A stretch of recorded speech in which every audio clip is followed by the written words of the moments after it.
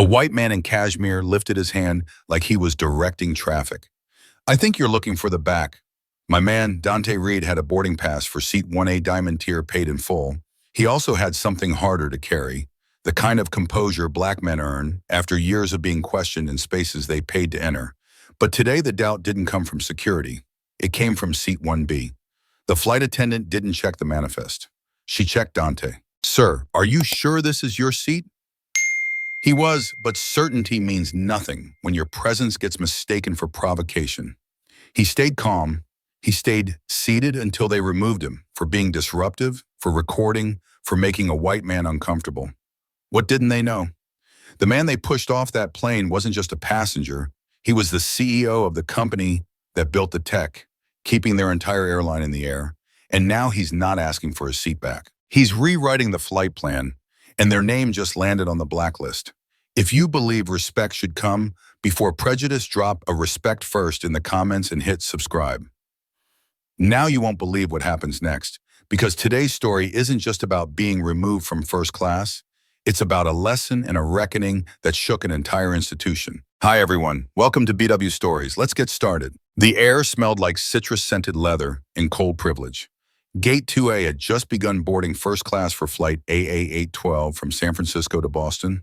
The jet bridge gleamed with artificial lighting to make expensive suits look even sharper. Dante Reed stepped through the threshold like he belonged because he did tailored navy suit, white shirt, crisp enough to cut glass loafers that whispered old money. His boarding pass read 1A, and his face was composed the way black men in power learned to be: unreadable, unshakable, unbothered. He gave the attendant a nod and walked the aisle calmly.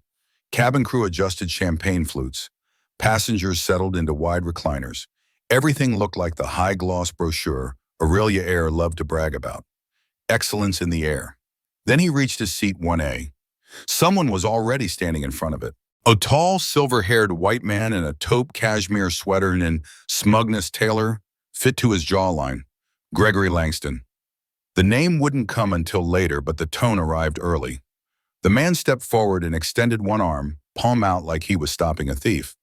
"I think you're looking for the back of the plane, my man." Dante blinked once, not surprised and not insulted.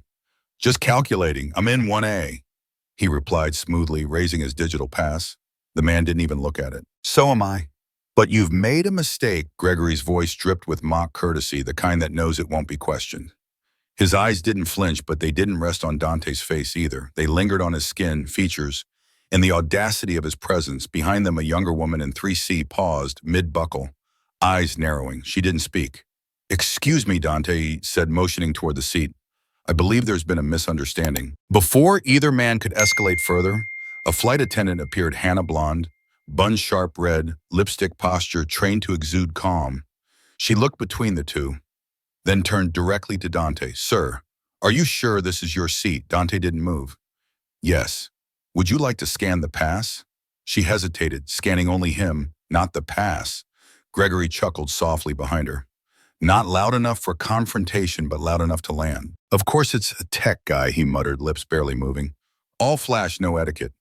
The comment wasn't meant for Hannah. It wasn't meant to be answered. It was meant to sit there unchallenged, like so many others before it. Dante said nothing. He simply handed his phone forward. Hannah scanned the QR code. Her smile flickered. The screen confirmed. "Seat 1A, Mr. Dante Reed Diamond Tier." "Oh, well," she said, "perhaps just for now. Would you mind sitting in 3C while we sort this out, just to keep things smooth?" "No," Dante replied. Still calm, "I paid for 1A. I'll sit in 1A. The refusal froze her momentarily, as if defiance wasn't part of the first-class script. Gregory crossed his arms. "It's not about seats, it's about standards." Another passenger rustled in their seat.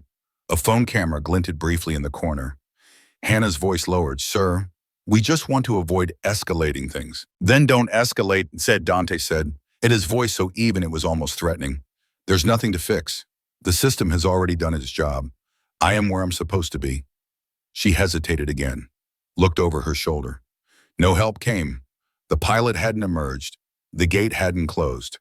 The energy in the cabin shifted, not to outrage but discomfort, the kind where people see injustice and decide to prioritize silence over decency. Gregory took a final jab before backing off toward 1B. You people always make things difficult. There it was. Plain, undeniable ugly. And no one flinched. Hannah said nothing. Neither did the man in 2C. Neither did the woman in 3A. Dante lowered himself into seat 1A like it was his throne, not out of ego but precision. The right to sit, the right to stay, the right not to move to make someone else comfortable. A beep sounded 10 minutes past the scheduled departure. An overhead voice apologized for a brief delay during final boarding. No mention of cause, no mention of conflict, no apology. The cabin lights dimmed, the door finally closed, but the atmosphere didn't, because something ugly had already boarded this plane. It had been nearly 30 minutes since boarding, and flight AA812 still hadn't pushed back from the gate.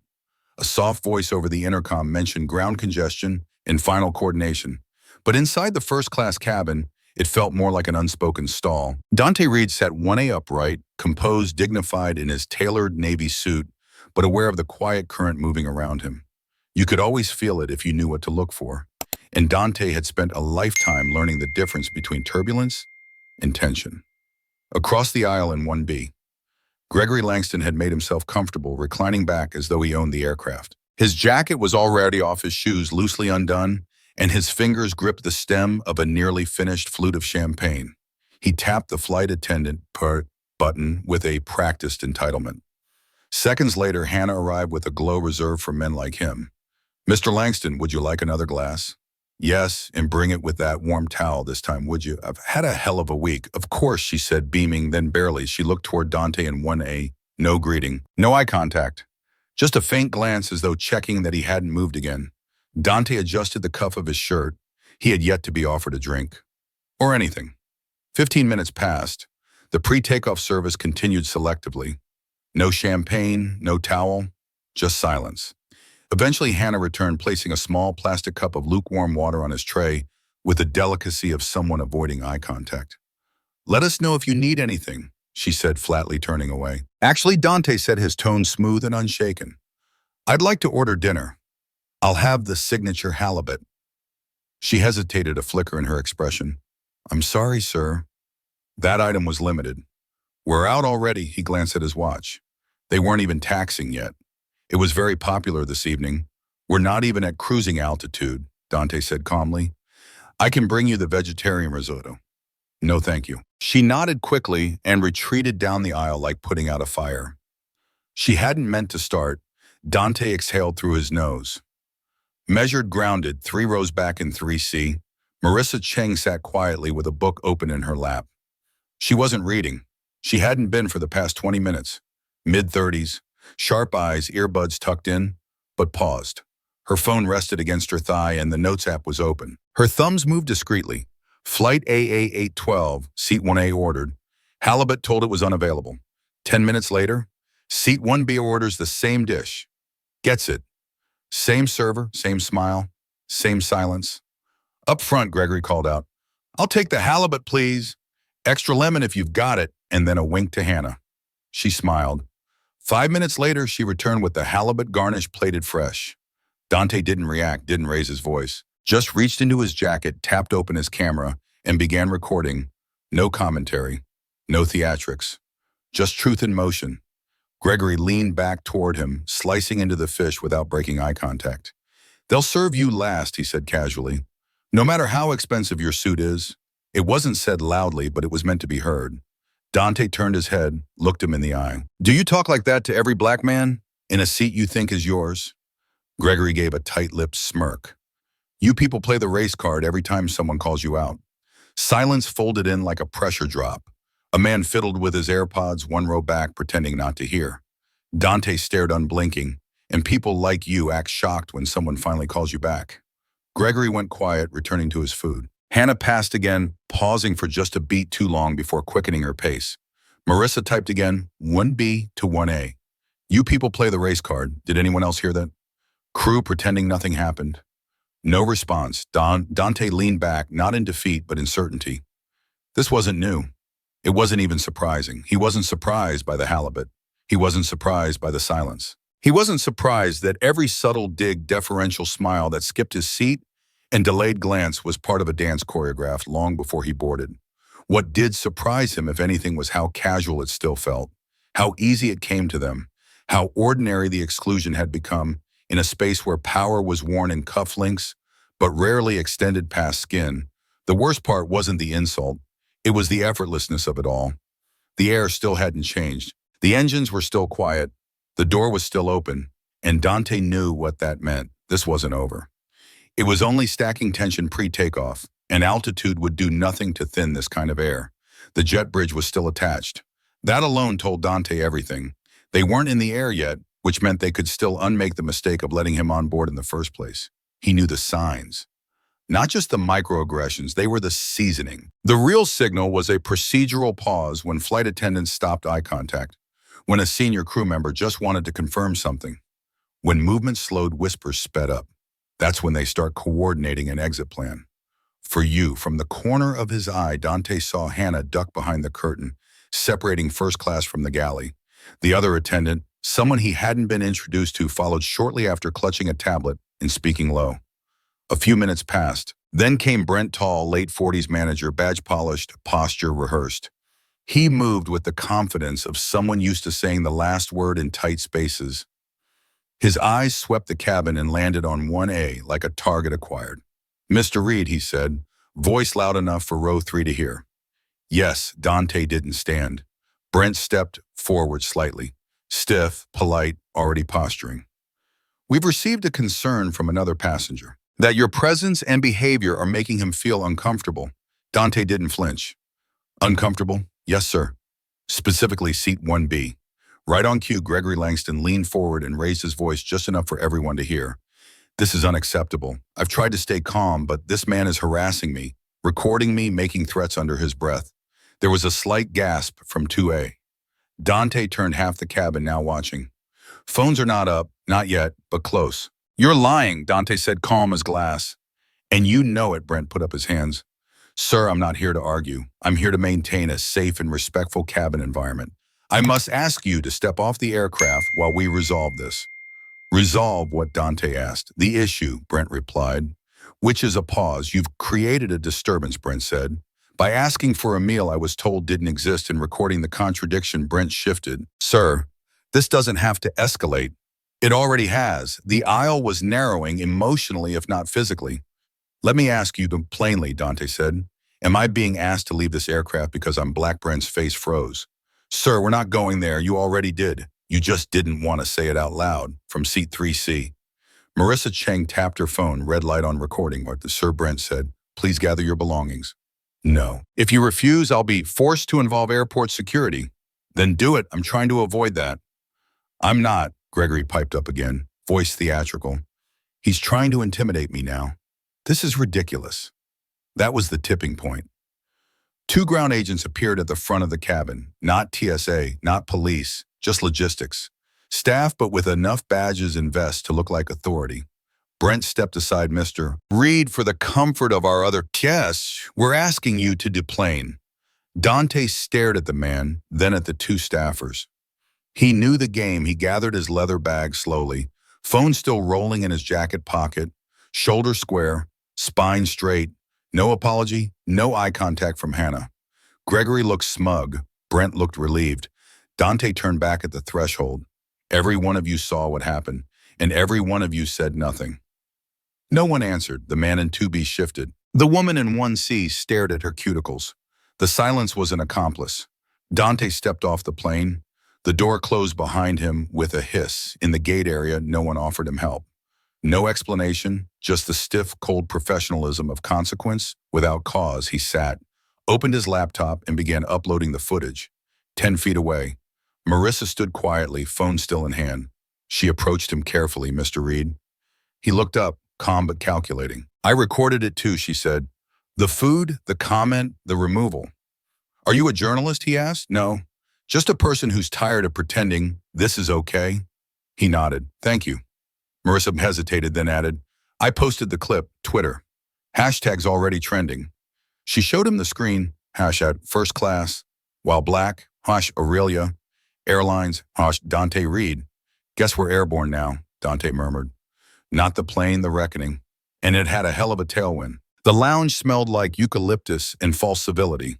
Dante sat alone in a sleek leather armchair, his back to the windows overlooking Gate 62B, where AA-812 was finally prepping for takeoff without him. He didn't care. He hadn't come this far in life to beg for altitude. He came to bring gravity. His fingers moved swiftly over the touchscreen of his tablet. He tapped into the secure Forge IQ dashboard, which is encrypted behind 3 layers of verification. A live feed of financial dashboards blinked to life: server throughput software, license renewals, global partner accounts, and thereunder the strategic holdings folder sat his personal stake in Aurelia Air 22, 4%, not as dual as the founder and majority shareholder of Forge IQ, the AI systems provider that powered Aurelia's entire logistics, ticketing, and predictive maintenance infrastructure. You don't fly planes like Aurelia without Forge IQ running silently underneath every decision. And you don't push a man like Dante Reed off your aircraft without repercussions. He picked up his phone and hit speed dial Sasha. His executive assistant answered instantly. No pleasantries, already saw the video. She said, it's spreading. How far? 50,000 impressions in 10 minutes. Reddit's picked it up, so is a junior reporter at Vox hashtags gaining heat. First class, while black.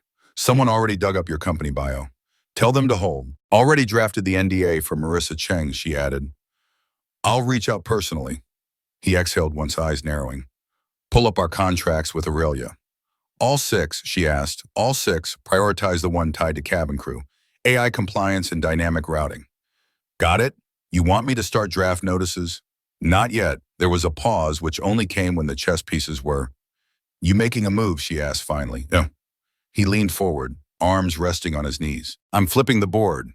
He ended the call and tapped into another line. Direct personal. The call connected on the 3rd ring. Vivian Wolf speaking. Her voice was composed, brisk, clipped with executive efficiency. Vivian, it's Dante. A pause, Dante. She started, but he cut her off. You need to call an emergency board session today. Not in 48 hours, not when it's convenient. Now let's not be impulsive. I only just saw the footage. Then you know why we're not playing nice. Look, I don't condone what happened. Stop, Dante said firm. Don't waste words on condemnation. This isn't about optics. This is about ownership. She was silent, he continued. I'm not calling as a customer or as a man publicly humiliated on a flight. I helped fund it. I'm calling as a strategic investor who controls the code your entire operations run on. You're threatening us? I'm warning you, he corrected. You pushed me off a plane. You let a legacy client dictate policy in real time, and you failed to enforce your passenger conduct standards. Another pause. The board will push back. Then they can do it with your next quarterly report down 15 points and the threat of a system-wide tech pullout on their desks. You wouldn't. Vivian, silence. I own the nerve center. I can shut down your predictive booking engine by Monday, ground your dynamic gate scheduling in 3 days, and that AI compliance suite you use to meet federal equity metrics. I wrote it. He let that hang. When she finally spoke again, her tone had changed. You'll have your meeting. I'll have more than that, he said. I'm bringing the receipts. He ended the call and leaned back calm, returning like gravity settling after turbulence. Across the room, a young man glanced up from his tablet, recognizing him, then thought better of it and looked away. Dante opened Twitter. Sasha had posted a 2-line placeholder from Forge IQ's official account. We stand by our CEO. Dante Reed, equity is not negotiable. Stay tuned. He scrolled to Marissa Cheng's original video. Already 300,000 views. Gregory's voice was clear, cruel, and timeless in its precision. They'll serve you last, no matter how expensive your suit is. The comments were a battleground, some shocked, some enraged, a few predictable trolls punching down from behind burner accounts. Dante closed the app. This wasn't about rage, it was about leverage, and leverage only matters when you use it with precision. He looked out the window again, watching the tail of AA-812 disappear down the runway. They'd gotten him off the plane, but he was about to take over the cockpit, and the flight plan had just changed. Part 5, Corporate Confrontation, Boston Headquarters, 7:45 a.m. The boardroom at Aurelia Air's global headquarters on the 34th floor is wrapped in glass and silence. Below, the city buzzed. Up here, power played out in polished voices and presentation decks. Today, the room was missing its usual calm. Dante Reed entered without ceremony, flanked by Sasha and 2 Forge IQ legal advisors. No smile, no pleasantries. Just a leather folder in one hand and the weight of millions in the other. Vivian Wolf stood near the head of the table trying to offer a controlled expression. Behind her was the Aurelia board. 9 members, 7 white, all looking wary, some visibly tense. Mr. Reed, she started with the voice of someone rehearsed. Let me just begin by saying we know what happened on AA 812. It's deplorable, likely a misunderstanding. It wasn't, Dante interrupted, placing the leather folder on the table. Let's save the PR damage control for the media. This is a contractual meeting, not a feeling summit. Vivian paused. He opened the folder and pulled out a series of printed stills from the onboard footage, time-stamped and transcribed. Gregory's words, Hannah's decisions, Brent's escalation, all documented, all indisputable.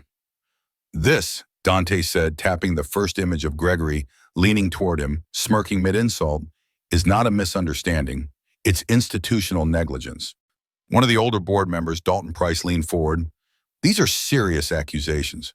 Dante turned toward him. They're not accusations, they're evidence. He slid over a tablet next Marissa Cheng's video. Played with perfect clarity. The audio was sharp. Dante is being told to move. Gregory is serving halibut. The whispered insult and the removal. I reviewed your VIP service charter, Dante continued. Page 3, Clause 5. All Diamond Elite passengers will receive equitable treatment regardless of background identity or perceived status. He locked eyes with Vivian. This was not equitable treatment. This was humiliation under your brand on my dollar. A pause, a long one. Sasha broke the silence. Forge IQ has contributed over $220 million to Aurelia's infrastructure in the past 5 years. We manage predictive analytics, AI-assisted crew scheduling, and in-flight service automation. As of this moment, that pipeline is frozen. Gasps. No one masked it well. You're suspending system access, Vivian asked. I'm suspending funding, Dante replied. Effective immediately. All Forge IQ support contracts are under review. Dalton tried again. There must be a more proportional response. This is proportional, Dante said, voice even. This wasn't one bad apple. This was a tree that had been rotting from the inside. I'm not here for apologies. I'm here for demands. He laid them out one by one. The immediate suspension of flight attendants, Hannah and Brent, is pending formal investigation. A lifetime ban on Gregory Langston from all Aurelia air flights, and 5-year audit of all customer complaints about race bias and service inequality. Mandatory bias training for all senior-level crew and executives with outside oversight. Appointment of an independent equity ombudsman within Aurelia's operational structure. And, he said, letting the final sheet sit on the table, a public apology that names the incident, not just the experience. Vivian looked to her left, to a legal advisor, then back to Dante. You know this will spark blowback. You already have blowback, Sasha interjected. It's trending in 8 countries. A younger board member, Ms. Leona Tran, nodded. We're seeing major travel influencers calling for boycotts. The story hit NPR and BBC this morning. Dalton sighed. We can't throw an entire crew under the bus for one confrontation. Dante gave him a cold stare. You threw me off a plane. The room was ice. We're not tossing anyone under anything. Dante continued. We're naming what happened, fixing what failed, and holding accountable what you ignored, or this partnership ends. The board huddled briefly. Vivian turned back to face Dante. Her voice was lower now, more measured. We'll initiate the suspensions. We'll move forward with the audit and training protocol. We accept the appointment of an ombudsman, and we will issue a formal apology. Name the passengers. Dante said we. Name them. A beat passed, we will. Vivian nodded, signaling surrender. Dante stood good, because if you hadn't, the next video wouldn't have gone online. The next 10 were. He turned to leave, then stopped. This isn't about a seat, he said, glancing back. It's about the assumption that some people never belong there. The doors shut behind him. Silence lingered longer this time. A quiet video uploaded without commentary, just 41 seconds long. Marissa Cheng didn't tag anyone, she didn't add music, she didn't need to. In the video, Dante Reed is seated calmly, Gregory Langston leaning over him, gesturing with wine breath and false authority.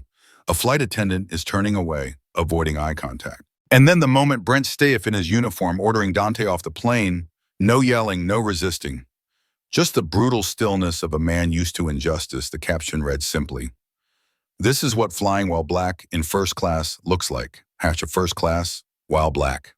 By the time Dante landed in Boston and walked into the marble lobby of Aurelia HQ, the video had been viewed 26 million times. By nightfall, it was on CNN. The next morning, the New York Times. The Root and NPR ran features titled Variations of Black Man Forced Off Plane He Helped Build. Gregory Langston's name was trending by noon. By 3:00 p.m., his profile had been removed from the board of directors page at Hamilton Western Bank. Internal sources confirmed what the headlines didn't need to.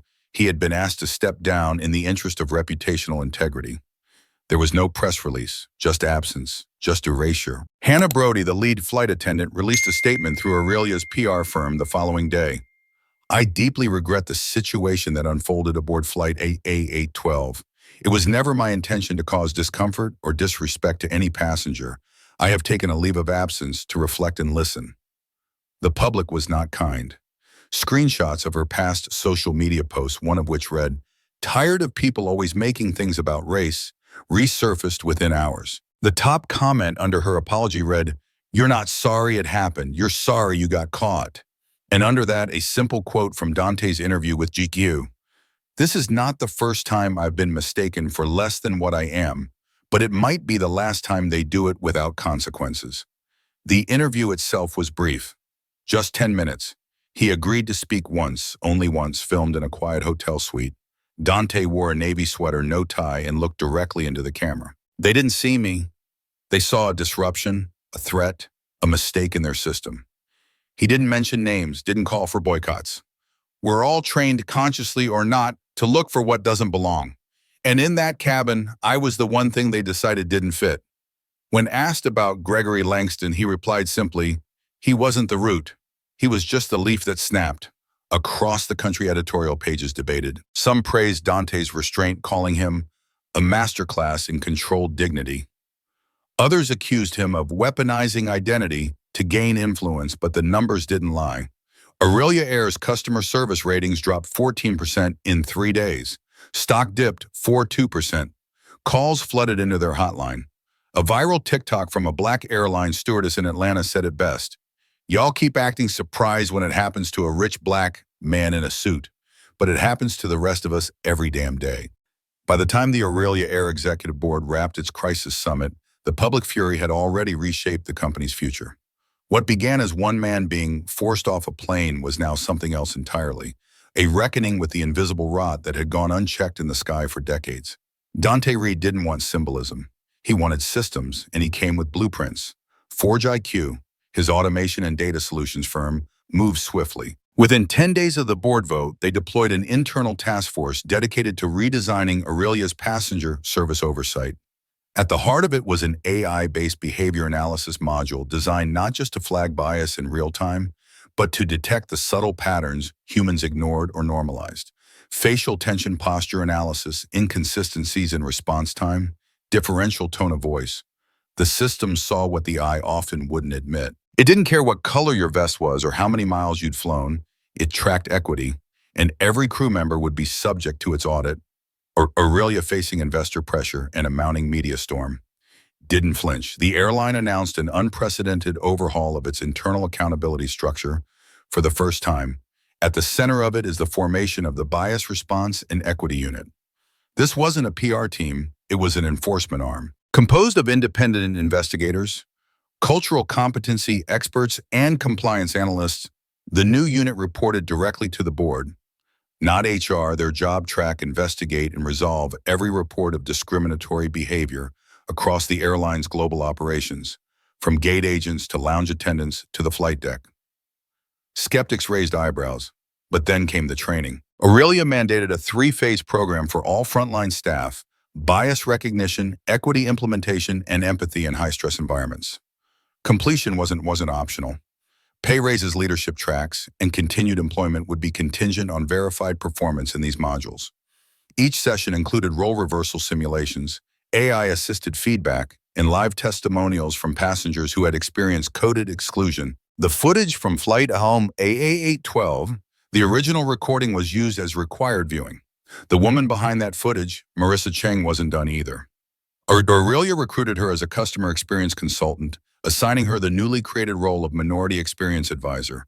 Her job wasn't to soften blowback, it was to ensure it never happened again. She traveled city to city with the training teams sharing what she saw that night. Not just the slap-in-the-face moments, but the silences, the complicity, the little ways people chose comfort over confrontation. Her sessions left people quiet, sometimes defensive, but more often reflective. As for Sasha Hunt, Dante's formidable chief of staff, she was named an internal cultural strategy advisor to Aurelia's senior leadership.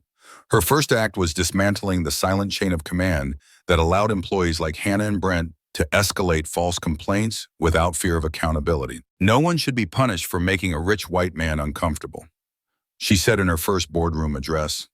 She didn't blink. Weeks turned to months, numbers began to shift. Customer satisfaction among Black and brown travelers rose by 28% within the first quarter. Post-implementation, internal reporting of bias incidents spiked briefly, then declined as patterns corrected. More important than the numbers, though, was the air itself. Flights didn't feel the same. Cabin crew weren't robotic.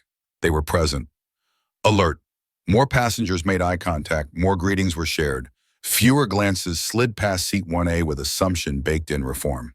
Didn't make Aurelia perfect, but it made them pay attention, which for the first time in their history was a damn good place to start. 3 months later, Flight AA812 again prepared for departure, this time from Logan International. The boarding gate hadn't changed, the gate agents hadn't changed, but something essential had. At 6:17 p.m., Dante Reed stepped onto the jet bridge once more. Same tailored charcoal suit, same leather briefcase, different atmosphere. There was no hesitation this time, no hand blocking his path, no smirk questioning his destination. When he entered the cabin, a flight attendant met him with poised professionalism, not the brittle politeness of someone pretending to see him, but the steady awareness of someone who finally did. She lowered her gaze slightly with respect, not submission. "Welcome back, Mr. Reed. We're honored to serve you," Dante nodded, not to accept the honor, but to acknowledge its overdue arrival. He placed his briefcase in the overhead bin, took seat 1A and let the moment breathe. The leather still smelled the same. The cabin lights were still low, mimicking twilight, but the quiet didn't carry weight this time. It wasn't the kind of silence that dared you to prove you belonged. It simply let him be. There was a laminated menu tucked into the seat pocket embossed with a new subtitle, curated with care for every traveler. Small words. Maybe empty, but someone had fought for them to exist. He didn't order the halibut, didn't need to. Instead, he retrieved his tablet from his case, opened the most recent internal policy report from Aurelia's Diversity and Culture Task Force. The title blinked at the top of the screen. Cabin Culture, the long-term impact of unconscious bias on passenger well-being. Sasha had authored it. Marissa had reviewed it. Dante had signed off on it. It wasn't a manifesto. It was a mirror. As he scrolled, he paused at a highlighted stat. Passengers from underrepresented backgrounds report a 41% higher likelihood of experiencing diminished service quality when traveling in premium cabins. The line stung. Not because it was new, but because it was still true. The flight attendant returned. No performative smiles this time, just the quiet respect of a crew member trained to serve without presumption. She placed a glass of water on his tray. "Still or sparkling, Mr. Reed?" "Still is perfect," he said. She nodded and walked away. Dante leaned back in his seat and exhaled. Not relief, not victory, something quieter. There were no cameras this time, no confrontation, no headlines brewing. But in some ways, this moment carried more weight than all of it. Because real change isn't the headline, it's the habit. He turned toward the window. Below them, the city glowed in orderly grids. People moving from place to place, unaware of the quiet revolutions taking shape in the sky above them. He sipped his water, let the silence stretch, then barely audible, spoken only to himself. "Respect isn't part of the ticket price." He paused, eyes fixed on the clouds beginning to blur past the wingtip. "But it should be part of the promise." And this time it was final message. You can own the seat, but you can't buy dignity from a system built to believe you never deserve to be there. You change the system, you make it see you, and then you make sure it never forgets. Thank you for staying until the end. This story isn't just fiction. It's a reflection. Dante Reed may be a character, but the patterns he endured are real. They unfold daily in airports, boardrooms, classrooms, and restaurants, where silence protects power and bias wears a polite smile. If this story stirred something in you, Don't let it end here. Speak up when you see injustice, even the subtle kind. Share this story. Start conversations. Reevaluate your spaces, your teams, and your leadership. And if you're in a position of influence, use it. Audit your systems, train your staff, diversify your tables, not for optics, but for equity. Because respect shouldn't have to be earned by proving worth over and over again. It should be the baseline. Raise the standard, hold the line, rewrite the culture. If you believe every human deserves dignity without needing a suit or status to earn basic respect, share this video. Let this story reach someone who needs to hear it. Speak up when you see injustice, whether on a plane, in a boardroom, or across your dinner table. Because real change doesn't start in corporate press releases. It starts when you hit share, leave a comment, or say no. This isn't right. Thank you for watching. See you in the following story. I love this story. Hit that like button and subscribe to the channel for more information. Don't forget to check out the video currently on your screen. You won't want to miss it. See you in the next one.